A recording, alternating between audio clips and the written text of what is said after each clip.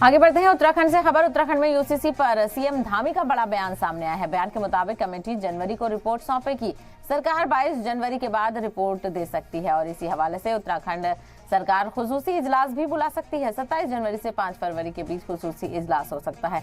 तो उत्तराखंड में यूसीसी को लेकर तैयारियां तेज हो गई हैं और ये भी कहा जा रहा है कि 22 जनवरी के बाद सरकार रिपोर्ट पेश करेगी सभी के सामने और यूसीसी को लेकर आगे की हिकमत अमली वाज़ेह होगी। तो यूसीसी पर सीएम धामी ने बड़ा बयान दिया है। बयान के मुताबिक कमेटी जनवरी को रिपोर्ट यहां पर सरकार को सौंप देगी और सरकार 22 जनवरी के बाद रिपोर्ट पेश कर सकती है और इसी हवाले से उत्तराखंड सरकार खुसूसी इजलास बुलाकर 27 जनवरी से लेकर 5 फरवरी के बीच खुसूसी इजलास बुलाकर इस पर हतमी मोहर लगा सकती है।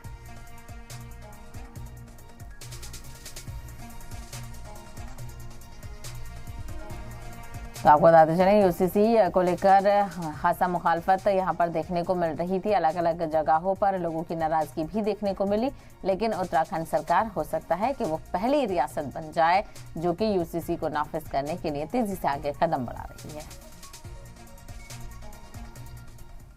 उनको जैसा यूसीसी कमेटी ड्राफ्ट बनाने वाली कमेटी से हमारी बात हुई है, उन्होंने संभवतः हमको कहा है कि जनवरी माह में हमको जो है अपना ड्राफ्ट दे देंगे और उसके बाद जो भी अन्य औपचारिकताएं होती हैं, औपचारिकता करने के बाद हम उसको विधानसभा में लाएंगे। विधानसभा का सत्र आहूत करेंगे और यूसीसी लागू करने की दिशा में आगे